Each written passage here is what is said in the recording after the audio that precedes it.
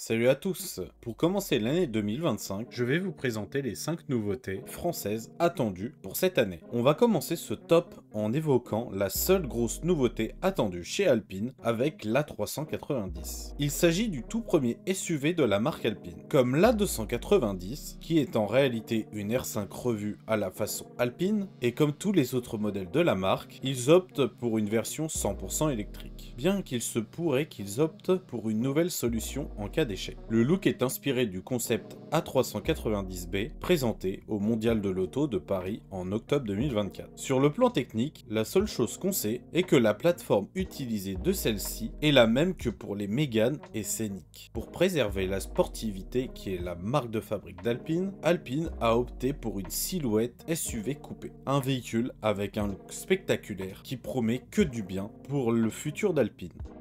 Pour continuer avec le luxe à la française, on va parler de la DS8. Le modèle numéro 8 de la marque DS se veut comme le nouveau fleuron de l'automobile française. Tout comme l'Alpine présenté auparavant, le DS8 se veut comme un SUV coupé qui fait davantage penser à une berline plutôt qu'un SUV. Principalement à cause de sa petite taille d'1,58 m. Le but également de celle-ci est de remplacer la DS9 qui a arrêté la production récemment suite à l'énorme échec. Cette DS8 est certes plus petite que la DS9 de 11 cm, mais propose davantage d'habitabilité intérieure, y compris pour le coffre. Ceci se fait notamment grâce à ses motorisations full électriques. Vous avez compris, malheureusement, pour l'instant, pas de version thermique ou hybride prévue pour celle-ci. Uniquement 3 moteurs électriques, 260, 280 et aussi une version plus puissante développant 375 chevaux. Pour l'autonomie, la version basique en 260 chevaux proposera 74 kW et les deux motorisations au-dessus proposeront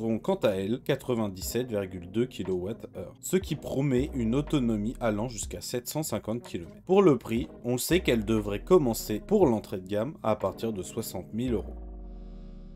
On va désormais passer du côté de chez Renault avec la Renault 4. Après avoir relancé la mythique Renault 5, la marque aux losanges s'attaque désormais à la 4L. Cette dernière va proposer les mêmes motorisations 100% électriques de la R5 en 120 chevaux, 150 à l'exception du 95. Pour la batterie, c'est la même avec une batterie de 40 et une de 52. La principale chose qui distingue la R4 et la R5 est son design extérieur. Comme pour la 4L première génération, on y retrouve la mythique calandre rectangle avec ses phares ronds. L'allure générale rappelle également l'ancienne génération, grâce notamment aux grands haillons. Du côté de la taille, la 4L devient plutôt typée SUV grâce à ses 4,14 m.